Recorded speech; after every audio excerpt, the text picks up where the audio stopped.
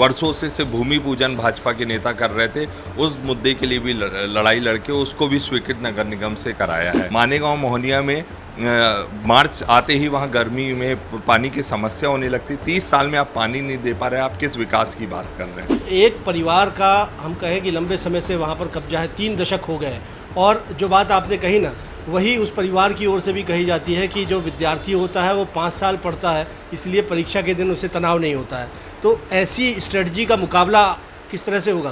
Congress party ने अपनी दूसरी सूची के साथ विधानसभा समर में उम्मीदवारों की तस्वीरें साफ कर दी हैं और युवाओं को मौका इस सूची में भी खूब दिया गया है। लगातार ये कांग्रेस के बड़े नेता कह रहे थे कि इस बार चुनाव में बीजेपी के बुजुर्गों का मुकाबला कांग्रेस के युवाओं से होने वाला है। और कठिन सीट जबलपुर कैंट, जहां बीते 6 बार से भारतीय जनता पार्टी काबिज है, वहां से अभिषेक चौक से चिंटू को मौका दिया गया है, चुनाव मैदान में उतारा गया है, जो कि कैंट बोर्ड के उपाध्यक्ष भी रह चुके हैं। इस वक्त हमारे साथ अभिषेक चौक से चिंटू हैं। सबसे पहले तो आपको बहुत बहुत बधाई और शुभकामनाएं, और एक बड़ी चुनौती से नवाजा गया आपको। जी बिल्कुल, ये लगभग हम 30 साल से ये सीट हार रहे हैं, लेकिन मुझे पूर्ण विश्वास है क्योंकि मैंने 12 साल लगातार कैंट छावनी का उपाध्यक्ष रहते हुए जो क्षेत्र की जनता थी उनकी सेवा की और जो यहाँ के ज्वलंत मुद्दे थे उन मुद्दों को उठाया। और हाल ही में अभी जो 25,000 मतदाताओं के नाम कट गए थे उनको जुड़वाने के लिए प्रयास किया। आदरणीय कमलनाथ जी की सरकार में ज़मीन की अदला बदली का भी मामला उठाया था, वो भी मामला हो ही जाता, लेकिन सरकार गिर गई थी। और वहीं हमने जो नगर निगम क्षेत्र हैं, जो रांझी और आधारताल है, कजरवाड़ा बीटा है, यहाँ पे भी आए दिन आंदोलन प्रदर्शन किए, चाहे रोड के लिए हो, चाहे पानी के लिए हो। और जो भी ज्वलंत मुद्दे जैसे स्वास्थ्य, शिक्षा, जैसे हमने कैंट छावनी में काम किया है स्वास्थ्य के लिए, शिक्षा के लिए, रोजगार के लिए, खेल के लिए, उसी तरह इन क्षेत्रों में भी ये सुविधाएं हम दिलाने का प्रयास करेंगे। कैंट बोर्ड के तो आप उपाध्यक्ष रहे हैं, तो कम से कम हम कैंट छावनी परिषद के क्षेत्र की बोले, अच्छा खासा दखल है आपका, लेकिन एक चुनौती जो है रांझी क्षेत्र की है। मैंने कहा ना कि जो व्यक्ति पूरे साल भर पढ़ता है तो उसे अहंकार नहीं है, ये चुनौती नहीं है, ये अच्छा एक यानी कहना चाहिए अच्छे वातावरण में, एक अच्छे माहौल में काम करने का मौका मिल रहा है मुझे। और क्योंकि मुझे पूर्ण विश्वास है, मैं बिना पद के भी रांझी क्षेत्रों, आधारताल क्षेत्रों और अन्य क्षेत्र हैं उनमें लगातार मैं प्रयासरत रहा कि मैं उनकी सेवा कर सकूं और उनके मुद्दों के लिए मैं लड़ाई लड़ता रहा हूं।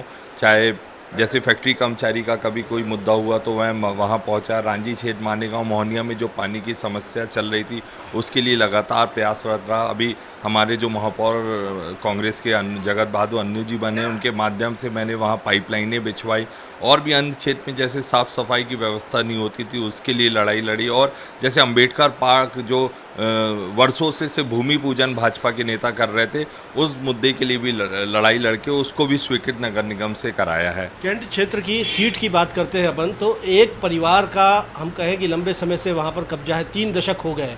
और जो बात आपने कही ना, वही उस परिवार की ओर से भी कही जाती है कि जो विद्यार्थी होता है वो 5 साल पढ़ता है, इसलिए परीक्षा के दिन उसे तनाव नहीं होता है।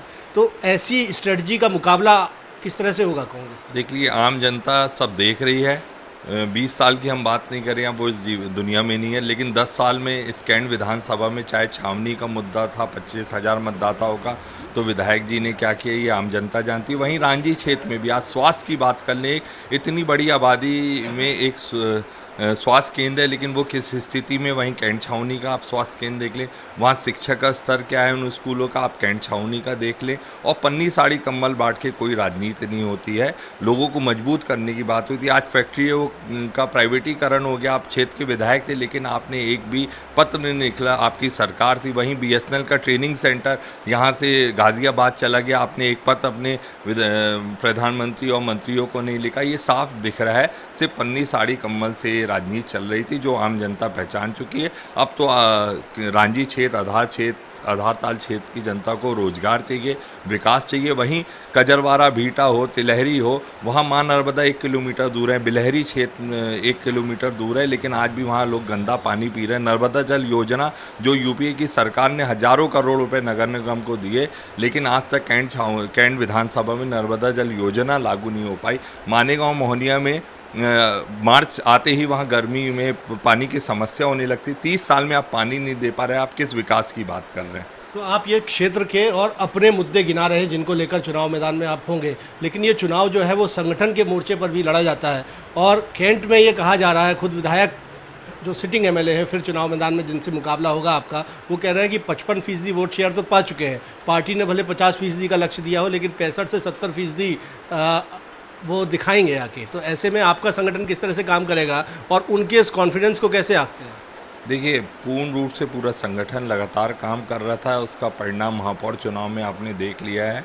जहां महापौर 30-35 हज़ार से हारते थे, हम मात्र 5 हज़ार में बचे थे।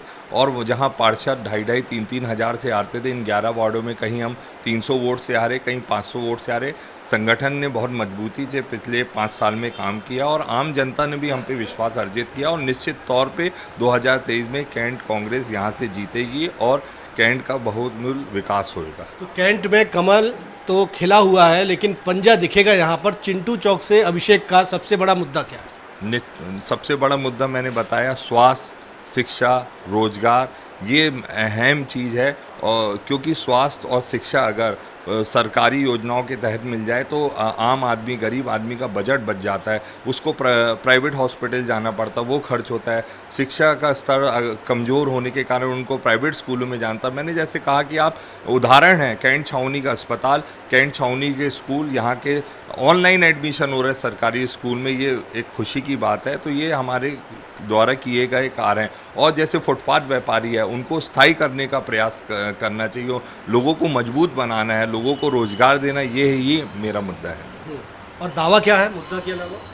दावा निश्चित तौर पे कैंट विधानसभा की जनता हमारे साथ है।